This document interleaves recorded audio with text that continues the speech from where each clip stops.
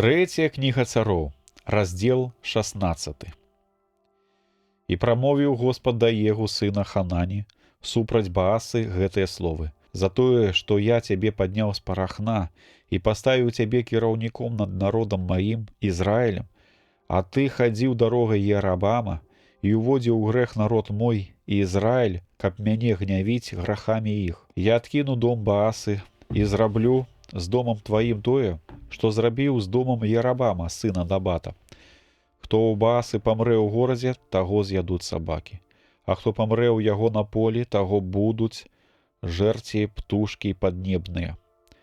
А іншыя дзеяныя Баасы і ўсё, што ён рабіў, і мужнасць яго, ці не гэта запісана ў кнізе аналаў цароў Ізраіля. Такім чынам, заснуў Бааса з бацькамі сваімі і быў пахаваны ў Тэрсе, і па ім стаў царом сын яго Эла. Але прамовіў Господ праз прарока Егу, сына Ханані, супраць Баасы і дому яго дзеля ўсякага зла, якога дапусціўся ён перад Господам, гневаючы яго учынкамі рук сваіх, каб здарылася з ім так, як з домам Еарабама, бо ён загубіў яго. На 26 год Асы, цара Юды, Эла, сын Баасы, стаў царом над Ізраілем у Тэрсе на 2 гады. Яго паслугач Замбры, кіраўнік над паловаю калясніц, пастаў супраць яго. А Эла напіўся ў Тэрсе і быў п'яны ў доме Арсы, загадчыка дому ў Тэрсе.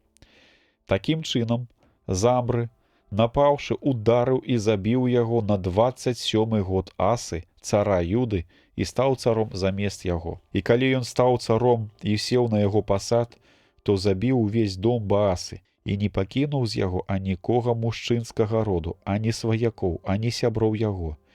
І знішчыў Замбры ўвесь род Баасы паводле слова Господа, як ён прадказаў Баасе праз Егу прарока. Дзеля ўсіх грахоў Баасы і дзеля грахоў сына яго Элы, якія грашылі і уводзілі ў грэх Ізраіль, гневаючы Господа Бога Ізраіля марнасцю сваёю. А іншыя дзеянні Элы і ўсё, што ён рабіў, ці гэта не запісана ў кнізе аналаў цароў Ізраіля. На 27 год Асы, цара Юды, цараваў 7 дзён у Тэрсе Замбры, а войска абкладвала Габетон, горад філістынцаў. І калі пачуў увесь Ізраіль, што Замбры паўстаў і забіў цара, то выбраў ён сабе царом Амры, які быў кіраўніком войска ізраільскага у той дзень у лагеры. Такім чынам выйшаў Амры і з ім увесь Ізраіль з-пад Габетона і абклалі Тэрсу. Замбры, бачачы, што горад здабыты, увайшоў у палац і падпаліў над сабою палац царскі і сам памёр ад агню. У сваіх грахах, якімі грашыў, чынячы зло перад Господам і ходзячы дарогай Еарабама, і ў граху яго, якім ён горшыў Ізраіль. А іншыя дзеянні Замбры і паўстанне, якое зрабіў, ці гэта не запісана ў кнізе аналаў цароў Ізраіля. Тады народ ізраільскі падзяліўся на 2 часткі. Палова народа стаяла за Тэбні, сына Гінета, каб яго паставіць царом, і другая палова за Амры. І пераважыў народ, які стаяў за Амры, той, што стаяў за Тэбні, сына Гінета, і Тэбні памёр, а цараваў Амры. На 31 год Асы, цара Юды, Амры стаў царом над Ізраілем на 12 гадоў. У Тэрсе ён цараваў 6 гадоў.